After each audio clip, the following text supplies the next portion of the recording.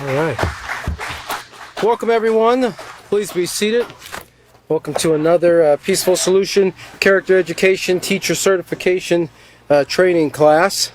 I hope everyone's having a pleasant week, enjoying the wonderful weather, at least in Texas here. I know in some other areas, like in Florida, they've been hit by a lot of rain right now, over 25 inches in some areas, so a little bit crazy there. But at least I hope you can join us in the quiet comfort of your home or office, online at the official Peaceful Solution Facebook page. And we're going to continue in the fourth unit that we're on, which is the respect unit of the intermediate series.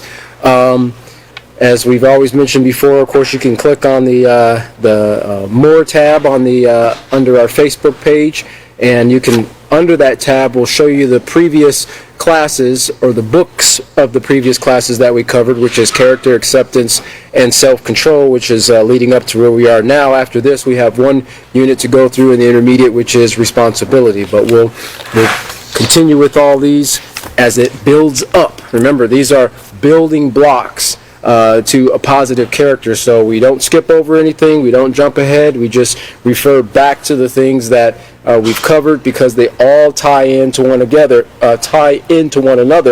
And right now we are talking about respect. Now, if you remember what we were covering last class and the class before, which we had Sunday and then this past Sunday, we're in chapter 4 talking about respect and society.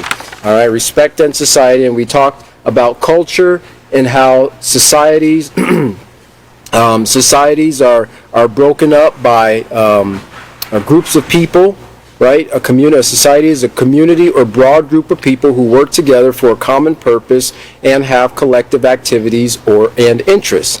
And then we also talked about culture, which includes a shared set of attitudes, values, goals, and practices that distinguishes one group of people from another.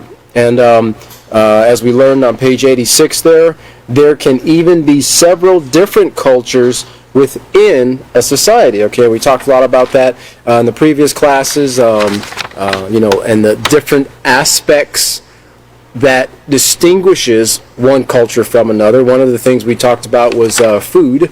We talked about morality. Now, morality it covers a very broad spectrum of things. Now, what we talked about in the previous class that we had this past Sunday, we talked about certain practices, values, principles that cultures uphold, and we kind of really hit on relationships or marriages and so forth between men and women, and how certain cultures value keeping their sons and their daughters clean and healthy and not out dating and shacking up with everybody, and actually seeing if the intention of the two interacting with each other is for marriage, or an honorable intention. Now, that covered a pretty big portion there on page 88, but it doesn't stop there. And then when you teach your class, you don't have to just limit it to that, because as we covered morality all the way back in the character unit, right, morals govern all aspects of life, right? Morals are rules, right? They dictate how we act, how we interact with one another, the choices that we make, okay? And if we understand, like we read about that in our character, then we'll understand why we think and act the way we do, all right? But those moral principles that we've been going over, they don't just stop at marriage, right? They cover things like business. We have a building moral excellence in the workplace, which that's down the line, but it covers families, right? It covers even respect. The morality, the respect between parents and children and parents, students and teachers, peer to peer, respect for the elderly. Okay, these morals they govern every aspect of life, even when you're just traveling on the road or just walking down the sidewalk. Like those moral principles, they don't stop when you leave the house. They don't stop when you leave the classroom.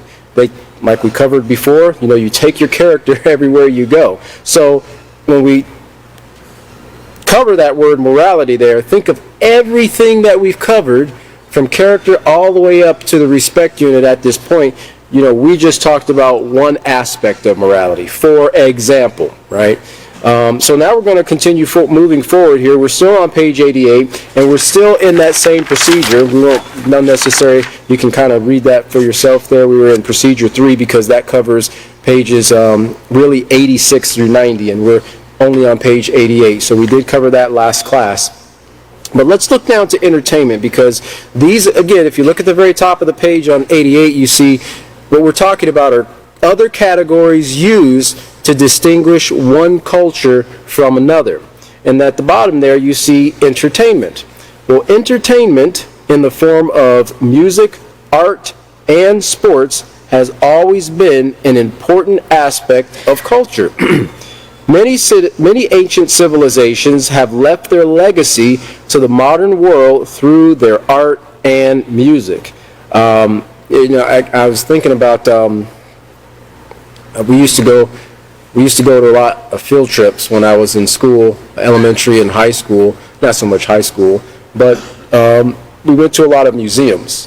And of course, museums, they hold a lot of historical data and things like that from times past, whether it's a war museum or cultural museum or how a town was established museum, whatever the case might be.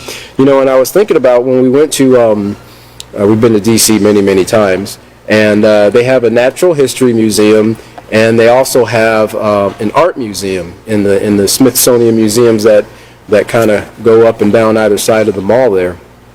And you can go into those and you can see so many different cultures, that were a part of what made up the United States of America, eventually became known as the United States of America, okay?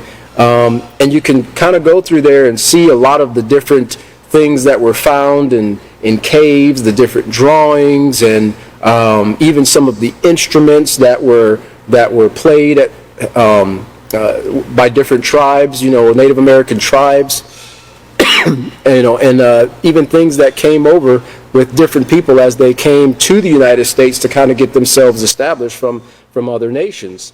But all these things are there, and I really do appreciate a quality museum that you can go to and you can learn bits and pieces. You get the audio and the visual of what actually took place hundreds, possibly even thousands of years ago. Those are great resources, museums. They're almost like an encyclopedia that you can actually walk into. Not many people remember what encyclopedias were, but there used to be salesmen that traveled. They were door-to-door salesmen selling encyclopedias. And you'd get one that was a letter A, and then the next month or 2 months you get one that was B in the volume, and then C, and so forth, or 1, 2, 3, 4, whatever the case might be. But encyclopedias predated Google, right? Encyclopedias were the go-to for gaining knowledge and information. And I remember sitting and spending hours just going through encyclopedias. One was Britannica, one was New World. There were several different encyclopedias because they were just chock full of knowledge of things that took us beyond our own borders, right? It's always interesting to learn about different civilizations, different cultures, the things that they enjoyed, the type of instruments or music that they played, the dress that they had, the foods that they ate, and things of that nature. And that's why we are encouraged to educate ourselves. Remember, we talked about that, understanding and respecting diversity, accepting diversity, and so forth. We're not all cookie cutter people. We kind of have the tendency sometimes to think that in America, we expect everybody to act and be like Americans. That would make for a pretty dull existence, if everyone acted and thought the same. But it's great to get out and speak with people and get a little insight of their history, their culture, their heritage, and so forth. So we see here, many ancient civilizations have left their legacy to the modern world through their art and music. Let's look at the next paragraph. In our modern society, there is a culture of entertainment in the form of movies, music videos, and video games. Now that's just to name a few, right? You also had like musicals. You had plays people went to. You also had operas. I know there was a big thing I used to hear every so often on the television back in the 80s and 90s, the Phantom of the Opera. That was a big play that was a traveling play that went to different cities and states and so forth. I never saw the Phantom of the Opera. I guess that's the whole thing behind it. You can't see a phantom, right? But it was an opera, and everybody just would line up to go and see this play, whenever it came to town. I can never really get into opera. It was an interesting part of culture. A lot of times those types of operas, sometimes they're sung in English, sometimes they're sung in a different language, right? And unless you know that language, it's kind of hard to follow along. But anyway, but these are forms of entertainment. Now, the one thing that we have now in this 21st century that didn't exist 100 years ago is we don't have to leave our houses to do any of these things, right? People actually had to get all dressed up in their fancy, their best duds, and they hired a nice chariot and some horses, and they actually had to go to the theater to go watch a play or an opera or a musical or whatever. Now, people have it on their phones or their TiVo or whatever other devices that are out there, tablets and things of that nature. But rock, rap, and hip-hop are musical types which have become a part of the culture of the United States. Now, that's not all that defines the United States. Of course, you've got smooth jazz, That's something else that you have on the radio. Classical music, a lot of people like listening to classical music. In fact, there's been a lot of studies that have shown that, classical music, instrumental music, it actually aids in the learning process, right? Just the classical music, not listen to, some rap artist or something like that, but the instruments and the tones and things like that, it actually aids in the learning process when it's played low in the background. And one of the things that actually defines a part of the South here is what great old country music. Somebody's always had their spouse leave them, but their dog's their best friend. So these are the things that kind of identify the culture here in the United States from other places. You also have reggae and calypso music, which are part of the culture of the West Indies. And it's pretty interesting to hear some of the instrumental music from, like the calypso and the reggae and the, I call it a steel drum, but I think it's called a steel pan or something like that, that boop, boop, boop, boop, boop, boop, boop, that type of, sound. If you ever heard, them playing that steel drum, it's a very interesting and a really neat sounding instrument. Some of these things actually were created by the people in those areas when they wanted to, play music and stuff. So they kind of had to make things, and then they actually became a part of their culture over time. But I want you to think about something here in regards to these things that distinguish one form of culture from another. I don't want us to forget. Let's go back or write for your notes to character unit. We're going to look at page 107 here, because all of these things that we're talking about, not only do they identify one culture from another, but they also play a part in our value system and the influences that can help change our values. And I want to remind of some of the things that we covered in the character unit of what we have to be very mindful of, because all these things are a part of our culture, but we can't forget that they still fall into one of two categories: positive or negative, whether it's, a play, a video, music, movie, whatever the case might be. We can't lose sight of that. What we covered at the very beginning of this, these things fall into one or two categories, positive or negative. Are they beneficial for us building and maintaining our positive character, or is it something that's detrimental and that can bring harm or influence us to bring harm to ourselves or others? Well, on page 107 here, this is chapter 5, and it's under the title at the very bottom, Crime, Violence, and Music. It says, according to public news reports, a 17-year-old boy stabbed a 14-year-old girl in the neck after listening to and watching a music video by a popular self-professed satanic rock star. Although the girl survived the attack, the boy could face up to 99 years in prison for injury to a minor. Community members in Fort Worth and the neighboring city of Arlington have linked the attack to the boy's obsession to satanic rock music. In response to the case, parents are being urged to pay close attention to what their children are listening to. Also, the local Crime Prevention Resource Center has created a seminar to educate school officials, parents, and law officials about the violence and crime that can result from the influence of music. And it's pretty interesting because we covered it in the section More Than Just a Great Beat under influences. And, you really have to be very careful, especially as a student of the Peaceful Solution, a teacher of the Peaceful Solution, a parent, a teacher in the classroom, or even a friend. You're just guarding your own mind. Some of these things, a lot of these things that every one of these categories of entertainment that we covered,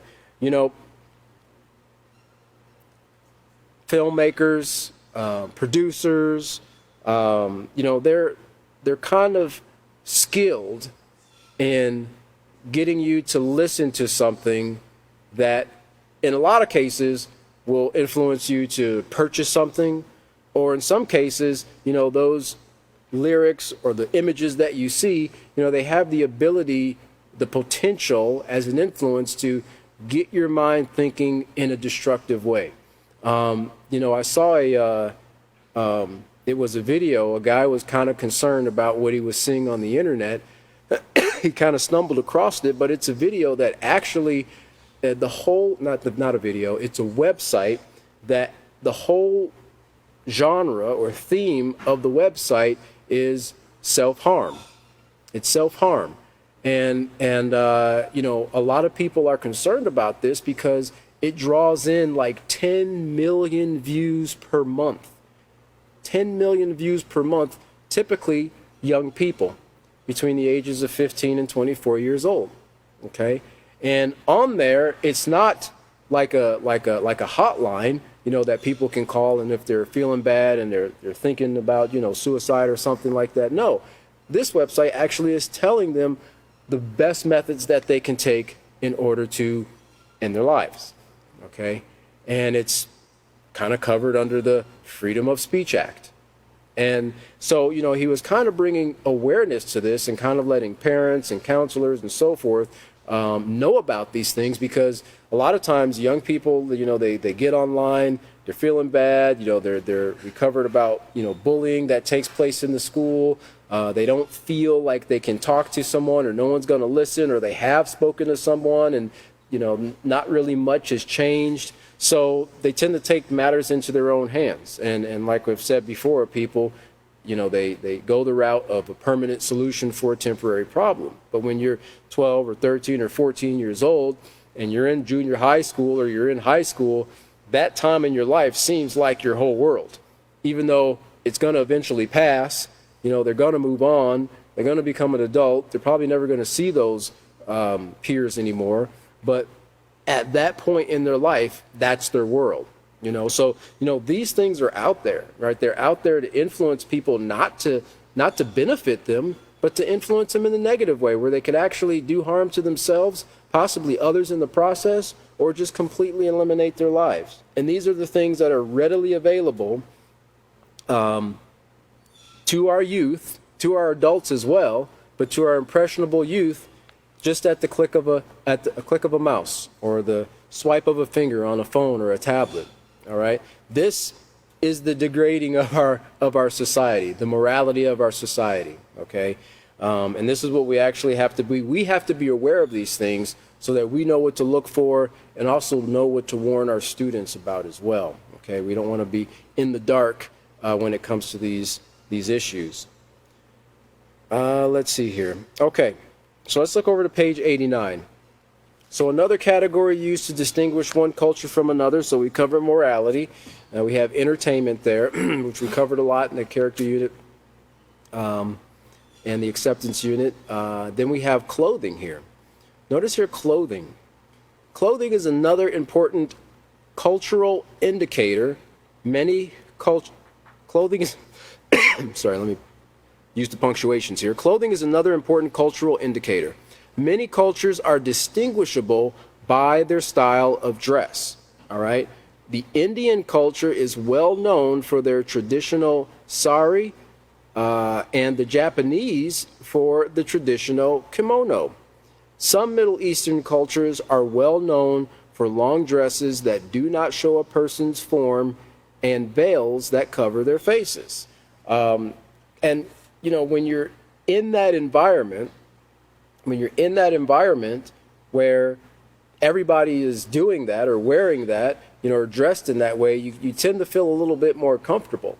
But when you're not in an environment and you're the only one dressed that way, you know, when people are looking at you like, oh, why are you wearing that? You know, isn't it hot? Aren't you hot underneath all that? You know, it can tend to make a person feel very uncomfortable. Okay, and this is why, this again is why it's important for us to understand and know these things. So when we do see these styles or forms of dress, you know, and our students see them, they're not looking with like disgust that someone is dressing a little bit different than them. They can understand that that's a part of their culture. Is there anything that's bringing harm to me, to themselves, or the environment by them dressing in a modest fashion? No, there isn't. That's just how they're taught to dress. Okay, so we kind of have to. A lot of times people see something that's different and they'll snarl their nose up at it because they don't understand it, and that's usually why. Because they don't understand it. They haven't educated themselves to know why there is a difference to begin with. Now in Western culture, so we have the opposite here. The style of dress, especially in modern society, is clothing that reveals and is meant to draw attention to the body. Most cultures around the world have adopted this style of dress in addition to their more traditional garments. Now, you know, if you've ever, you know, looked at the news or, you know, seen documentaries on, you know, Middle Eastern cultures and, you know, even looking at the news and seeing things that are taking place with, you know, like with Russia and certain other countries, they mention a lot the West. You know, we don't want the influences of the West, you know, as it mentions here, Western cultures, you know, to infiltrate our community, our nation, our families, and so forth, because they're holding on to certain values, right? It might be modesty.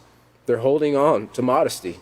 They don't want their young men and their young women, you know, being influenced to engage in activities that bring about risk-taking behaviors and consequences that follow, like we've covered in the previous class. The abortions, the unwed mothers, the STDs, right? The broken homes, because you have a lot of families, the people, they can't control themselves, and they go out and they engage in relationships, inappropriate relationships with people who are married. And then it breaks up the home. And then you have the nasty divorces that follow. And then children are the victims in these things as well, because they're left subject to the decisions of the parents. Okay, and that, go back and see some of the effects of that in the chapter 2 of the character unit, and the effects of character within the family. But these, you know, when you think about it, you know, the way that people dress and choose to dress, it goes back to their cultural values. Remember, our values help to shape our character. Because you can have people who are from these places, but they dress more modern or they dress more westernized. Why? Because they value the Western style of dress instead of, their native or their native cultural type dress. Okay, let's look at. I want to take a look at character unit here. You can write for your notes on page 6, just to show how powerful those influence values are.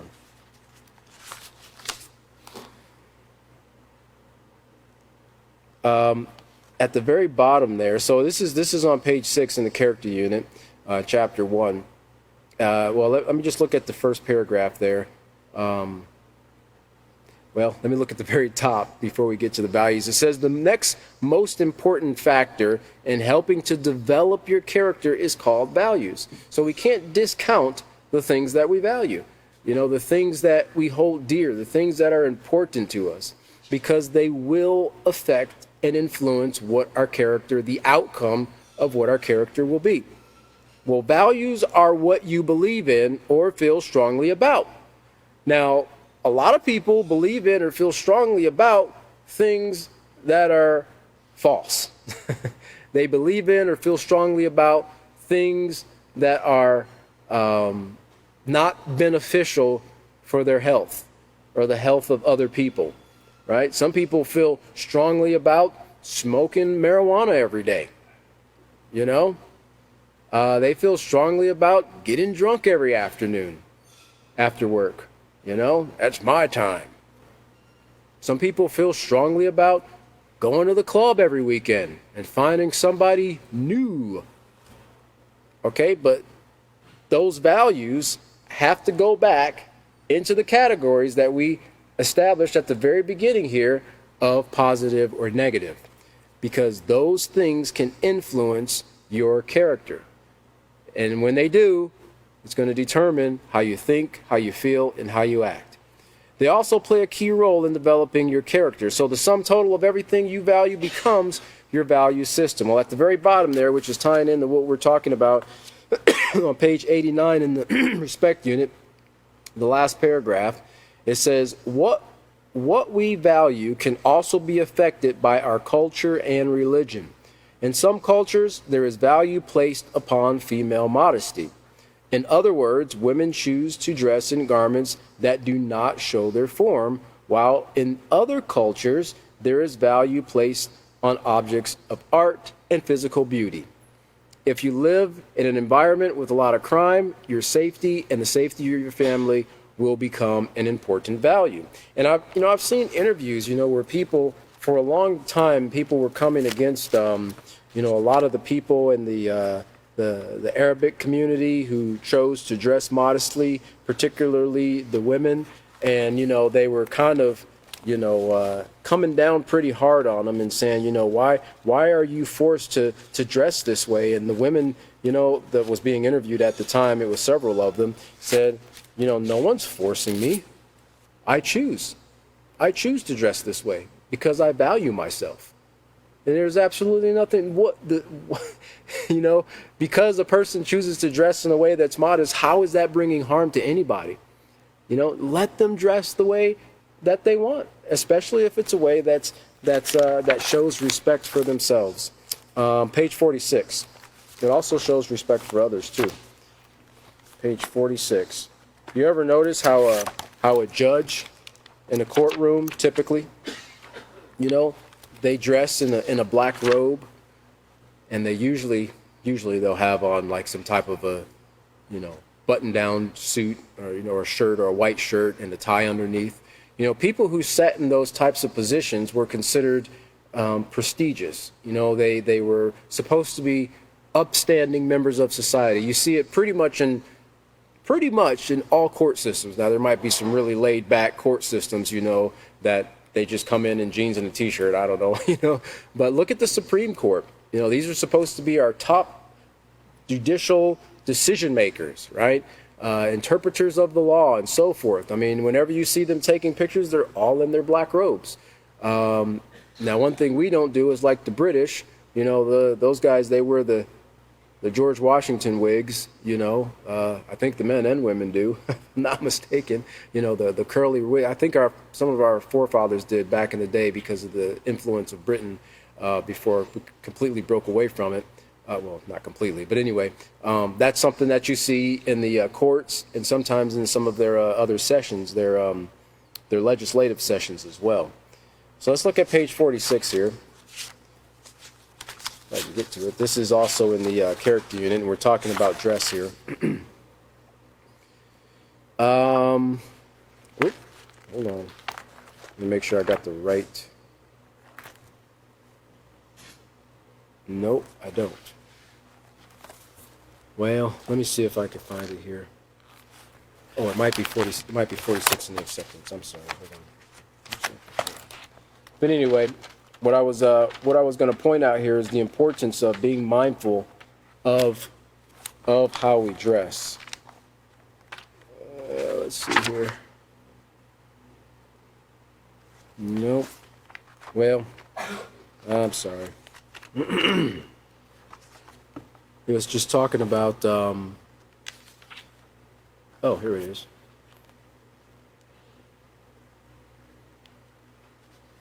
Yeah, so this is in the acceptance unit actually. Oh yes, in the acceptance unit. I'm sorry. It's page 47 in the acceptance unit, not 46. Page 47 in the acceptance unit. At the very top there it says, "Be careful of the messages you send. People can use their body language to attract members of the opposite sex. Boys usually show their interest in a particular girl by acting macho, tough, or cool. They tend to puff out their chests, flex their muscles, and then strut when they walk, kind of like what you see, turkeys do, Except men don't have, the nice, big, colorful tail feathers, like turkeys, the toms, right? But you see the same characteristics a lot in the animal kingdom as well. And guys do it too, they'll drive by and they'll rev their engines on their car or on their motorcycle, or peel out from the stop sign or the red light to show how cool they are, right? Tires are expensive to be peeling out, very expensive right now. It says their body language says, "Hey, look at me, notice me." Girls, on the other hand, tend to dress provocatively. Short skirts, tight pants, tight shirts, and they swing their hips to attract the boys' attention. Be careful of the messages you send with your body language because it says a lot about your character. What are you communicating when you try to encourage a member of the opposite sex to pay attention to you? Remember what it is you are saying about yourself when you walk and dress in a way that is meant to turn heads, and as we're going to see here, this can bring a certain type of unsavory reputation on a person who dresses and conducts themselves in this way. This can also bring about attention that a person doesn't want, right? Because you're out in public dressing and conducting yourself in a certain way. Well, it isn't just that one person that you might be trying to get their attention who's seeing you. It's everybody who's out there. People have been known to acquire negative reputations because of the way they dress and behave, especially around members of the opposite sex. Even though these acts send the wrong kind of message and always get undesirable results, they are nevertheless today's trends. What is considered normal, right? And how do we know it's considered normal? Go into any clothing store, and you can find these things on the rack everywhere, right? Look at advertisements on billboards. Look at things that you see on the televisions. Look at the actors and the actresses. They're kind of the trendsetters in these things, and they are doing what is normal. Well, normal changes, but normal is not always great. Normal does not mean moral, right? Let's remember that. Normal does not equate to moral. On the other hand, modest clothing that is not revealing, as well as proper conduct, can also reveal aspects about your character. Okay, so we see here, we kind of, turn the page on this. Modest clothing that is not revealing as well as proper conduct can also reveal aspects of your character. And it's not just the puffing out of the chest and the short skirts and tight pants and tight shirts on the girls. The guys do this too. It's hard to go to a store now and find clothing, even for men, that aren't in the category of slim or skinny. Skinny jeans, skinny pants, dress pants, dress shirts, suits, things that cling really tightly to the body. And to me, I would think it would be uncomfortable, but it also is very revealing, right? Meant to continue in this pattern of attracting the attention of the opposite sex. Be careful of the messages you send. It's getting very hard. You used to be able to easily go to, a clothing store and find a, not a loose fitting suit, but what they call classic, like a classic fit, just regular draped down on you type suit. You didn't have to get a slim or you had big and tall. You had, regular and big and tall. Well, now you've got small and skinny too, and these are considered the new trends for today. It says to others, notice here, when you use modest clothing and you conduct yourself properly, it says to others that you respect yourself as an individual and that you expect members of the opposite sex to respect you too. Keep in mind that body language is visible to all who can see. If you're trying to attract one person's attention by sending messages with your body language, who else's attention might you attract? Inappropriate body language leads to unhealthy interactions. Be careful of the messages you send with your body. They can be read loud and clear. And you see on the little bottom there, or the bottom of the page there, the little bubble says, even when you are not talking, you might still be communicating. And even in modest dress, modest dress without a moral character, a positive moral character, still doesn't make for a great combination, because you can put someone in modest dress, but then they're, googly eyeing every man that walks by, They're doing things to be seductive in the way that they move and then they walk. Modest dress is a part of the package that's needed to go along with proper conduct, a positive character, being respectful in the way you communicate your actions and intentions to others. You got to have the whole ball of wax, okay? So keep these things in mind. All right, so you see there at the bottom of page 89, you have some of the different examples of, over to the left, you have a Japanese man and the Japanese woman at the bottom, an Indian man and the Indian woman in the middle there, and then a Middle Eastern man and woman on the right side there. So those are just examples of modest clothing, modest dress that you might see in society that distinguish one culture from another. All right, let's look at page 90 here as we wrap up this procedure number 3. And this is a few cultural facts. At least 350 languages are spoken in the U.S. today, and many English words come from other languages. For example, kindergarten is a German word for children's garden, and Mississippi is a Chippewa Indian word for large river. And a lot of our English words come from the Latin and some of the names of the locations here in the United States. You see a lot of that, like we see here, the Native American culture. The language is a part of, like I know Cuyahoga County, which is where I was from in Ohio. That's I don't remember what tribe, if it's Iroquois or something like that, but it's an Indian word. So it's pretty interesting. Let's see here. Here's another cultural fact. Peanuts, peppers, corn, and squash are among America's native food. Bagels, tortillas, olive oil, curry, potatoes, pretzels, and rice are some of the many foods brought to the United States from other countries.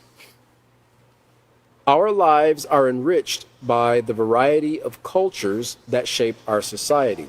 And at the very bottom there it says, people have been eating rice for over 4,000 years. It originated in Southeast Asia, and Spanish explorers brought it to the West Indies at least 500 years ago. Today, 8,000 varieties of rice are grown throughout the world. About 15 varieties are grown in the United States. And I think probably out of those 15 varieties, I probably have had two. Two varieties. That's amazing that there are 8,000 varieties. I know one of the most honored rices, at least here in the United States, is the fragrant jasmine rice. You know, if you get it just right, it does have a very nice aroma to it. And it's you know, rices have different characteristics and qualities and so forth. The brown rice and the white rice and so forth. But it's pretty neat. I don't know if you've ever seen had the opportunity to see like a rice paddy, you know, a field where they actually grow rice. You know, because rice doesn't grow on trees or vines or anything like that. I believe it actually grows. It has to be submerged in water in order for it to grow. And it's pretty interesting. I've never watched rice grow, but we passed some of the rice paddies going to D.C. a few times in some of the states. It's kind of neat to see how these things are actually grown, picked and harvested and manufactured. All right. So let's keep that in mind there. And let's look back to lesson plan 4, page D. Lesson plan 4, page D. And we're going to look at procedure 4. It says, explain to students that in order for people of different cultures to live and work together as a society, a fundamental respect for all people must exist. Why? Because if you single out one culture or one, you know, nationality from another because they're not native or they don't look the same as you, then you're going to have conflict, then you're going to have separation, you're going to have segregation and so forth. Draw 2 columns on the board. Now this is something as a teacher that you would do in the classroom. Draw 2 columns on the board, one labeled respectful and the other labeled disrespectful. Now here's some interactions that you can get with your students here. Ask students to name behaviors that can be considered as universally respectful and others that are disrespectful. All right, so some of those answers might be, you know, saying thank you or please. Some things might be, you know, saying morning when you greet someone or when you walk into the room, you know, greeting everyone and saying hello. Those are considered respectful. Other things that might be considered disrespectful is not saying thank you, or not greeting when you walk into the room, or when someone hands you something, snatching it out of their hands and turning around and on your heels and walking away. That would seem like that would be considered disrespectful in any culture. You know, so just, you know, give them the opportunity to think of things that you can write down on the respectful and the disrespectful column, and this will get their minds to stirring too, probably thinking of things that they've actually seen, possibly even that day, or at some point in their week. Write all relevant answers in their respective columns and refer to them as the lesson progresses. Have students read Respect Bridges the Gap Between Cultures on pages 91 through 93. Explain to students that when even a few people within our society disregard the rules of respect for others and their property, the result can be violence, crime, and racism. Have students read Exploring Disrespect in Society on pages 94 through 96 in their handbooks, and complete the accompanying exercise found on page 96 of their handbooks. Ask for a few volunteers to share their answers. All right, so let's turn back over to page 91 here. And we are going to look at Respect Bridges the Gap Between Cultures. And let's see here. It's interesting because we in our spring conference there, you know, we were talking about that, you know, no gaps between, you know, in positive character, right? You know, because there isn't. You know, everybody, these are values and principles that everyone can agree with, okay? And respect is a part of what helps breed bridge the cultural gaps. The culturals. Remember, we just saw the different things that can actually separate one culture from another. But just because there are different cultures doesn't mean that they can't have respect for one another and work together with one another peacefully. On 91 there, it says, respect bridges the gaps between cultures. In some instances, something considered respectful in one culture might be disrespectful in others. Disrespect is a lack of care, concern, and courteous regard for others and their possessions. Now remember what we talked a little bit about in the previous classes. You have intentional, unintentional, real, and imagined forms of disrespect. Okay? But nonetheless, they're there. So this goes back to us. Sometimes we kind of learn the hard way when we don't know about certain things that might be considered disrespectful in a person's culture. We find out when we do them. And then they say, no, we don't do that. We can't do that here. That's considered disrespectful, Okay, well, what should I do, right? We shouldn't get upset about it, but, we made a mistake. We didn't know. And then we find out the right way to conduct ourselves so that we're not showing disrespect for someone or their values or their beliefs. For example, did you know that in some cultures, belching aloud after you eat is not only respectful, but also polite? That was not a respectful thing in the culture where I grew up. Belching aloud after you ate, in some areas, that's considered very disrespectful. Okay, but in some, as we read in the previous class, in Japan, slurping the noodles, when you eat the ramens, the noodles, that's considered very respectful. It actually tells the others that are around you and the person who's prepared it, man, that's a great cup of noodles right there, right? I mean, they are going to town on that,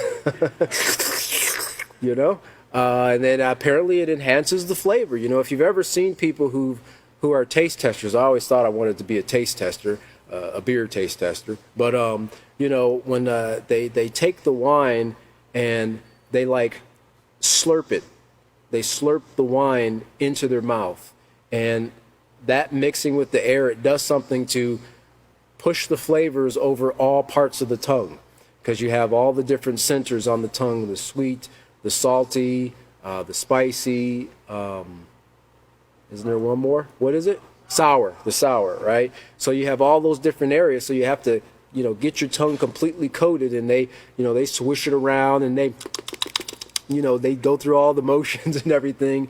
And then what do? A lot of times, they spit it back out, right? They're just tasting it. They're just trying to get an idea of the flavor.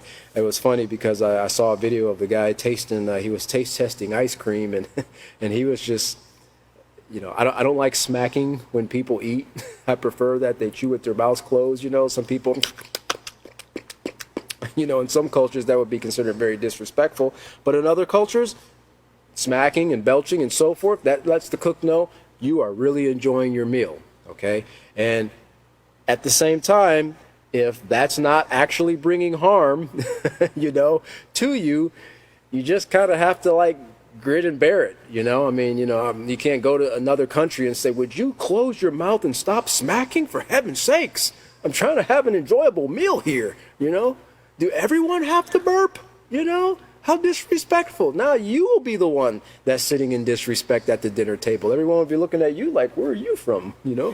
Go back to America, with your hot dogs and apple pie or whatever. Well, anyway, learning about these things, it helps us to understand or know at least what we're going to expect. If you're going to dinner with somebody who that's a part of their culture, that more than likely that's going to be. So you just be on guard. So again, notice here, it tells the cook that you enjoyed the food. In other cultures, belching aloud, especially in the presence of others, is considered disrespectful, rude, and crude. One of the things that I remember growing up, no elbows on the table. No elbows on the table at the dinner table. Definitely don't put your feet or knees on the table. Right? That was a big no-no, right? But no elbows on the table. Wash your hands before you eat. Come in and go and wash your hands, and before you sit down and eat, you can't just come in and just scoop out a handful of potatoes or something like that. So these are some of the things that also a lot of us probably experienced as we were growing up as well. Although there are some differences as to what is considered respectful and polite, from one culture to the next, there are universal behaviors that bridge the gap between cultures. And this is some of the things that we're going to talk about here. Like we talked about at the very beginning here, these moral values, these moral principles are universal in that everybody can agree with them. Now, these other things like the belching and so forth, you can look at them as like the personality of the culture, right? The personality of the culture. The principles, the morals that are universally accepted, well, those are the character parts of the culture, right? Because you can go to any country, and I can pretty much guarantee you that it is not culturally acceptable or considered polite to steal from someone. Or to walk up to somebody, instead of shaking their hand, give them a nice gut punch, right? Those things are not considered acceptable. They're not considered respectful, right? And it doesn't tell anybody that you enjoy anything. It'll probably get you hauled to jail or something like that. So these are some of the things: the respect, the honesty, not stealing, sometimes not interacting with, men. In some cases, they don't interact with other men's wives or daughters, right? There has to be in a certain capacity where they interact with other people of the opposite sex. And it's up to us to be aware of these things so we don't go in and offending anyone. Like at the bottom cartoon there at the bottom, the drawing, it says, pardon-moi. The guy is on the left is asking, and the one on the right is saying, excuse me, I was trying to find the water fountain. So just kind of a little example there of different cultures interacting. So let's look on page 92. Let's look on page 92 here. We'll get a little bit into this. So these are some of the things that can be done to, what we're talking about here, or covering, is how respect can actually bridge the gaps between any culture. It doesn't matter who you're dealing with, who you're talking to, even if you don't speak the same language. Remember, 7% are the words we say. The rest of it is tone of voice, facial expressions, and body language. That's the other 93%. So even somebody who doesn't know what you're saying, they can kind of get an idea of what you're feeling and what you're expressing at that point, by your facial expressions, by your tone of voice, right? Because they can, as long as they can hear, they have an idea that you're expressing something of importance, or you're saying something that's laid back, or you're excited, or you're angry, or you're joyful, or whatever the case might be. So these are some of the things that we can use here. The following is a list of behaviors considered respectful throughout the world. Okay, in other words, these are tying into these universal values. First one here is speak in a calm tone of voice and be aware of your facial expressions, right? Especially if you might see something that you don't normally see in your environment. Something that might just be completely different. It might be the way that someone's dressed, or the way that someone speaks, or the way someone smells. As a person who's in their environment, it doesn't do any great to snarl up your face, and make all these faces. They're going to get a pretty great idea that you don't like what you see, right? And some people get very offended by that, all right? So it takes a lot of work and effort. You know what it takes? It takes being aware of yourself. Sometimes you should go into the mirror, not go into the mirror, but stand in front of a mirror and look at yourself when you're talking, or look at yourself when someone's talking to you. Because what you're hearing, you're going to have an emotional response to that. And you can see how your face looks when there's an emotional response. If someone tells you something that's disgusting and you go, oh, now you can see what you look like. Because I deal with this with young people all the time. Why are you making that face? I'm not even making a face. Yeah, I'm looking at your face. You're making a face, Oh, I didn't know I was making a face, right? Because they weren't paying attention to themselves. So as a person who is in control of themselves, and this goes back to the self-control unit, it doesn't stop with just what we say and how we say it, but also our facial expressions. We have to be very aware of what we're presenting when we're speaking. And sometimes we're not even saying anything. We could just be listening to a conversation, and someone could be telling you something, and you have that interest, and you're like,